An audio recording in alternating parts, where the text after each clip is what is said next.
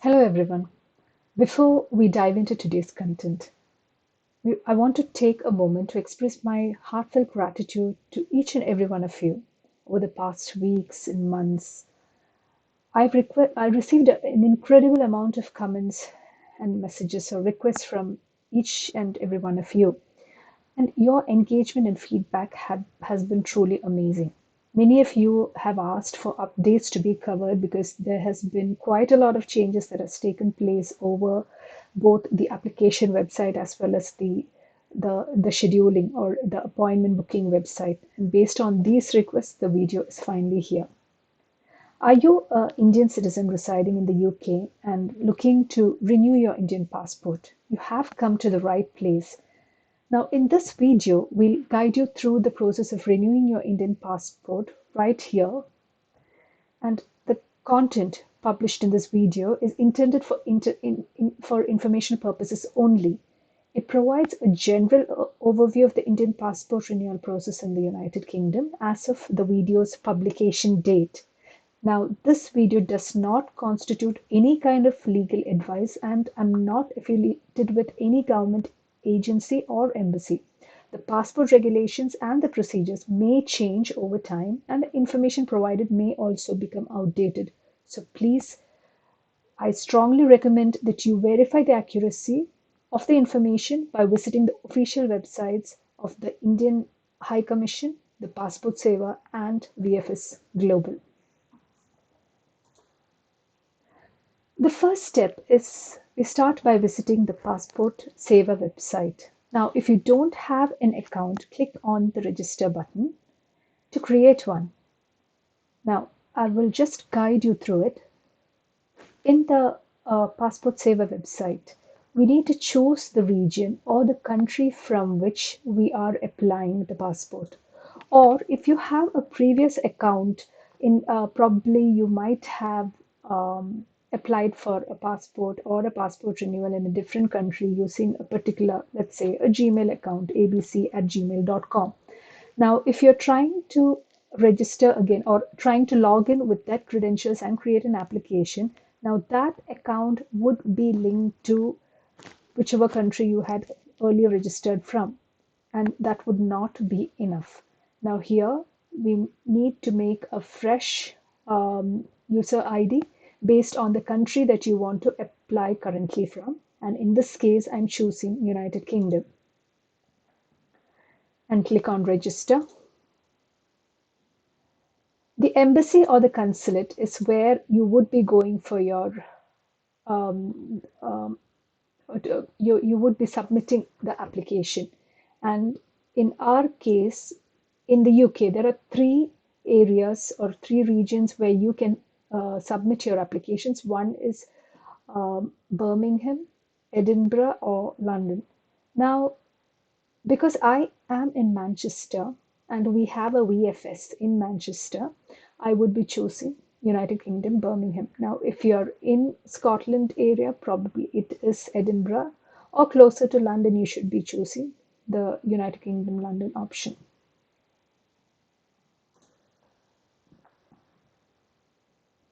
Okay, so you enter all the information that has been asked for here, the given name, surname, date of birth, hint, question, answer, and finally the captcha, and you click on register. Now, once the registration is done, you will receive a link in your email, which you're required to click and activate your account. And then you need to sign in to the website. Once you sign in to the website, you reach the applicant homepage. There are multiple options here, and for a fresh passport or reissue or renewal of the passport, you need to choose apply for ordinary passport option. Once that is clicked, here we have the passport type which we need to choose. So applying for, in my case, it is a renewal of the passport. So I click on the option for reissue of the passport. Now, the reason for reissue is what we need to select here. It could be change in existing personal particulars, or the validity is either set to expire or expired within 3 years. or we have multiple other reasons. So in my case, it is due to expire in 2 months, and so I am choosing this option. I require a normal application. Now, the Tatkal is where it would be fast tracked, and I would require a 36-page passport booklet. And then we start to fill the information of the applicant, the given name, surname. So all these marked with little red stars or red asterisks is mandatory fields, and the rest of it, like PAN, Voters ID, uh, not are not required ideally. So if the Aadhaar is available, it's better you could provide that, and also you need to click on this agree button to show that you have no objection in using the biometric information that is valid with Aadhaar. The next page is the application, the applicant's family details, where you need to give the parents' names or the legal guardian's name. And if the applicant is a minor, then the passport number and the nationality of the parents or legal guardian is also required. Next would be the address details of the applicant, where we need to provide the details, house number, state, district, and all those information. So it is not important, it is not mandatory that we don't have to actually be there at the local address in India. Okay, so it's your passport printable address out of India. Um, okay, so these you need to submit. Yeah, proof of address must be submitted along with the application form if the same is different from the printed address in the previous held passport. So one important thing would be, in order to keep the process simple, it would be ideal to have the same address, if that still exists, in the new passport as well. So we could omit one address proof here. Um, so that is if your family is still residing in the same address. Okay, so the local address, the Indian address, it's ideal if it is the same. Now, if it has changed, in that case, you need to submit a proof of address. It could be a utility bill or a bank statement or anything that is mentioned on the VFS website. In the previous one, the address details, make sure that the first address would be the Indian address and the second address that is asked for would be the UK address that you are residing in. Now, we would provide the emergency contact details. Now we need to fill in the applications, the previous passport details, where we would require the previous passport number, date of issue, date of expiry, the place of issue, and the file number.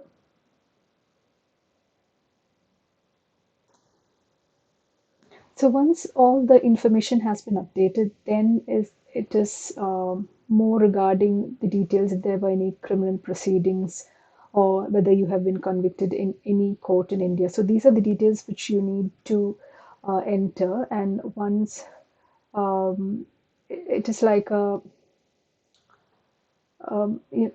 it's more of a assessment of whether they can grant you the passport or not.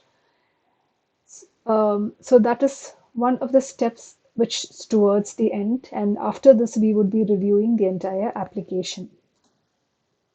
So during the verification process, make sure that all the information that you have entered matches with the existing passport if there is no change in any of those details. Sometimes even a spelling difference or a comma or any difference in any of the characters could result in having a application put up again. So it is ideal that it would be an exact match of the particulars that you're giving in the application form. The final step is the passport verification, information verification, where you go through all the details that you have given, and then you sign in with the date, the place, and the date. Okay, and once that is done, your passport application is done. Now we will have to, once a passport application is done, it is ideal that you go ahead to the HCL website, the Indian High Commission website, to check for the appointment. Once you have submitted the application, you would be getting an application reference number. You will also be able to print the application form using the print application form button, which is there in the applicant home. The next step is going to the High Commission of India website and then scheduling an appointment. Okay, so here we are selecting a service, and the service would be passport, normal, and EC. That is because we are opting for the normal appointment. It's not the Tatkal. If you have a Tatkal appointment, you need to choose this option. But in my case, I'm just using a option for the passport normal and EC. And because I am in Manchester, I would be choosing Birmingham, VFS Manchester. So please check whichever is closest to you and accordingly kindly select those options. For me, I'm selecting the Birmingham VFS option. Now, November, there are no appointments that are there. December, there are a few, and accordingly, we could choose the date that we want. And okay, there are multiple appointments available, and accordingly, we could choose the slot, the appointment time, the name of the applicant as given on the passport, the application reference number, which we had obtained once we submitted the application, the passport number, which is the current passport number, email address, mobile number, and a capture. And you schedule the appointment. So it would be ideal that you take, once you complete the application, it is better you take the appointment prior to going forward with the documentations. We will discuss the documentation after the appointment is complete. Now, once you're done with getting the application listed or getting the schedule for your appointment, the next step would be gathering the list of the documents for the passport renewal. So, for the passport renewal, here in the HCI website, we can find the list of documents that are required. So, first is the online application form. Then we need two photos of 2 by 2 inch. We need to submit the original passport, a copy of your passport, the UK visa BRP card ready for presentation, and all the copies to be self-attested. Only one copy or set is needed. Then there is an annexure E which we need to fill for all the passport applications. Now the annexure E is basically a declaration stating that the names of your parents or your spouse, stating that you're a continuous resident of the given address, that you're a citizen of India. Okay, so there are multiple points covering this declaration, which you need to sign and attach along with your application. Okay, also there is VFS declaration form where, because VFS would be handling your visa application on behalf of the High Commission of India, and it is a declaration form which you need again to sign. And in cases where there are where we have to add the spouse details, we would require a marriage certificate to be the original and the copies to be kept along with the documentation. So the original would be presented there, and the copies would be given off to them. an affidavit for change of appearance. So this is something that I had to present during my last passport application, last renewal. I was not aware this was required, but there was no challenge because the VFS, the person, the executive there, took down the copy, helped me to get the copy, and I signed it. And all I needed was an extra copy of my photograph, which I luckily had with me. Okay, and because of the change of appearance, so I'm not sure if this might be required in the case of children, in the case of minors. But there is always a chance, but there is nothing to be worried about because they will make that possible. The VFS team will help you with that. What else do we need as an undertaking? Okay, and okay, also we require to keep a copy of the UK entry visa wherever necessary. I'm not sure, but it would be ideal if you keep the copy. If it is required, you can submit it rather than having a last minute rush of, getting the documents in place. Now we are done with the online appointment and finally printing out the printout of the appointment mail or the online confirmation. So once um, we have the appointment ready, then we need to print out the copy of that appointment letter or the appointment page, which we have, and that is very much required. Now, on the day of the appointment, always make sure that you have a debit card with you. VFS does not accept credit cards. And please be there at least 15 minutes prior to the appointment. Even if you go there earlier, then you need to stand out. So 15 minutes prior to the appointment is when you need to visit or be at the center. In the case of minor children, there is an affidavit, the annexure D, which needs to be signed by both parents. And also in the case of children, I understand that both the parents have to be present during their submission of the application. So this is a declaration by the parents or guardians in the case of minors where the father and the mother or the legal guardian needs to sign the annexure D.